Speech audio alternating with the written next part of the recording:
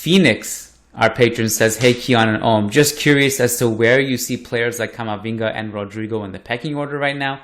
Also, do you think that between players currently at the club or on loan, do we have our next Kroos, Modric, Casemiro trio of the next generation?" So, I mean, I guess it's like two ways, like how we see them in the pecking order versus like how we see Ancelotti seeing them.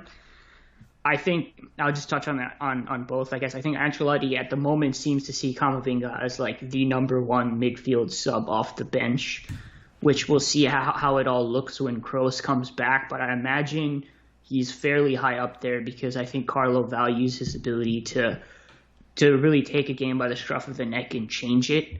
Because obviously we all know his qualities on the ball. We saw some of his off-ball runs. Like he is that type of player who just can flash in a moment and have a moment of quality. Rodrigo right now seems to be like rather low down the right wing pecking order, but maybe it was situational versus Inter, that whole Lucas thing. I don't know. Personally, Rodrigo should be like contesting for the starting right wing spot. And Camavinga, for me, I think should probably be like up there as one of the first subs off the bench. Is where I currently see them right now. And then in terms of like, do we have the next generation? So with Kroos, no. I mean, we really don't have anyone of his profile. Modric is kind of similar, a little bit more of a hybrid. I also don't think we really have him. I don't think we need to necessarily replace both, but in terms of both of their abilities to kind of assert a level of control over the game, carry progression, we do need at least one player to kind of replace that. Or even if it's just kind of like more in the middle of the final thirds, right? Because you can kind of like put the deeper progression on like a center back or something like that, or distribute it across a team. And then I guess we don't have a direct replacement for Casemiro, but I will say Camavinga gives us the ability to not have to play with like a traditional defensive midfielder. Like his ball winning and what he does, like it really does cover a lot of what Casemiro does. And you can have like someone who's a lot less defensively sound or who isn't as athletic, just kind of focused on positional defending. So I would say in a weird way we kind of do have a Casemiro replacement. But Modric and Kroos, unless I'm like missing someone, like I don't know how people feel like Blanco, fits in there. I don't know if he's that good to be able to say he can be like the replacement for them. But other than him, it's probably a signing that we'll need to make. I just think after the Kroos Modric pairing move on. Well, first of all, like Modric will move on before Kroos does, so there will be weird, but it's a couple years of Kroos but no Modric in the team. That's going to be one era, and there's going to be a little bit of transition there. I just think we have to just play differently because there is no such thing as a next Kroos and Modric. It's just I can't see. Again, like we've said this so many times, you can piece together what Modric did, but you can't get all of what Modric was in one single player because Modric was everything in a player.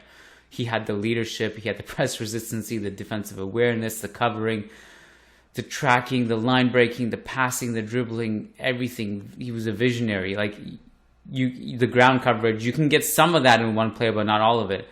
And with Kroos, I don't given that he just might be the greatest passer in football history, and if not, he's probably like top 3. You're not going to replace that either. So you just have to play a little bit differently, I think. I just think you need to replace certain qualities, right? We just need to establish certain balance in midfield, right? So you need, it's a lot more complicated, right, than this, right? But you need ball winning, you need a certain level of creativity, line breaking, and then you need like progression, right? And you need to kind of piece that together somewhere throughout your midfield. And I feel like outside of Kroos or Modric, you kind of lack the progression through passing at volume and tempo control and such like that. So someone who kind of replaced those qualities, even if they don't necessarily shoulder the same burden, because like you said, if we can't find direct replacements for them, which we can't, then probably we don't want a player who comes in and makes 105 passes a game. Maybe just something like 60 to 70, but doing it at like a high level and having slightly more of the burden as opposed to like kind of bearing all of it like Kroos will do when he comes back. I that's an interesting point, and I was also thinking about like who those. I mean, my favorite player probably would be De Bruyne, but I sometimes forget how old De Bruyne actually is, and he also has his injury concerns. But I was thinking about who those replacements would be, and I think like from a passing perspective, I think Pogba probably brings you a lot of what Kroos brought. But I don't know what that would look like if you had Kroos and Pogba together. The other I think one, Camavinga would have to play with them. yeah, To add like the ball winning. yeah. I mean, some of these ideal players are just not even on our radar or would even be realistic. Like I'm talking about like someone like Kimmich would be amazing, but he's probably not. I think we have to look at like, you know, the Benacers, the Locatellis, like those types of players who are really good, fit sort of more hybrid molds, but we're not looking for them to be like the greatest midfielders of their generation. I think like that's probably what we need to look. I don't know exactly what Real Madrid's track record is for finding those types of midfielders, but that's probably like where we'll need to look next. And look, I don't know if this is necessarily an immediate concern. You know, maybe with Modric it is a little bit, but we have replacements for him in different ways. But like Kroos is going to be here at least for a couple of seasons, and I'd certainly want to be thinking ahead and looking at players. But unless I'm missing something, you know, we still have a couple more years of this guy running the show in midfield. And if he's here, there's replacing him, right? He's playing the vast majority of minutes. He's conducting everything. And I consider like he's in my equation of like, oh, where's the progression coming from? It's coming from Toni Kroos, right? Because I expect him to be in the 11. Yeah, that's correct. And that's why the discussion isn't as urgent as we thought. And if it was more urgent, we probably would have seen players like Kovacic and Odegaard stick around possibly because, you know, it's not urgent, right? It's not an urgent discussion, and that's why some of these young talented players who could kind of fill that role and help with the transition, they just didn't want to stick around. They left. Kovacic actually, you know, you and I have talked about like that. That was one that got away, I think.